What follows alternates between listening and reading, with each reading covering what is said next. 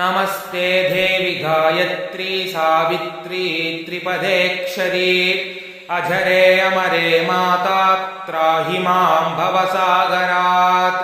नमस्ते सूर्यसङ्काशे सूर्यसावित्रिके मले ब्रह्मविद्ये महाविद्ये वेदमातर्नमोऽस्तु ते।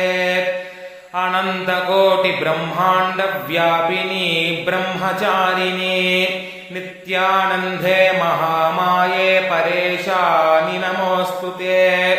त्वं ब्रह्मा त्वं हरिः साक्षात् रुद्रस्त्वमिन्द्रदेवता मित्रस्त्वं वरुणस्त्वं च त्वमग्निरश्विनौ भगः पूषार्यमा मरुत्वाञ्छऋषयोऽपि मुनीश्वराः पितरो नागयक्षाञ्च गन्धर्वाप्सरसां गणाः रक्षो भूतपिशाचाश्च त्वमेव परमेश्वरी ऋग्यजुस्सामविद्याश्च अथर्वाङ्गिरसानि च त्वमेव सर्वशास्त्राणि त्वमेव सर्वसंहिताः पुराणानि च तन्त्राणि महागममतानि च त्वमेव पञ्चभूतानि तत्त्वानि जगदीश्वरी ब्राह्मी सरस्वती सन्ध्या तुरीया त्वं महेश्वरी तत्सद्ब्रह्मस्वरूपा त्वं किञ्चित् सदसदात्मिका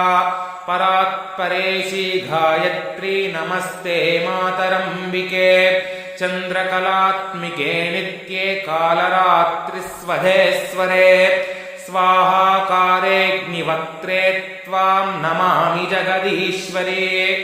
नमो नमस्ते गायत्री सावित्री त्वं नमाम्यहम् सरस्वती नमस्तुभ्यं तुरीये ब्रह्मरूपिणी अपराधसहस्राणि त्वसक्तर्मशतानि च मत्तो जातानि देवेशी त्वं क्षमस्व दिने दिने इति श्रीमद्वसिष्ठसंहितायां श्रीगायत्री स्तोत्रं सम्पूर्णम्।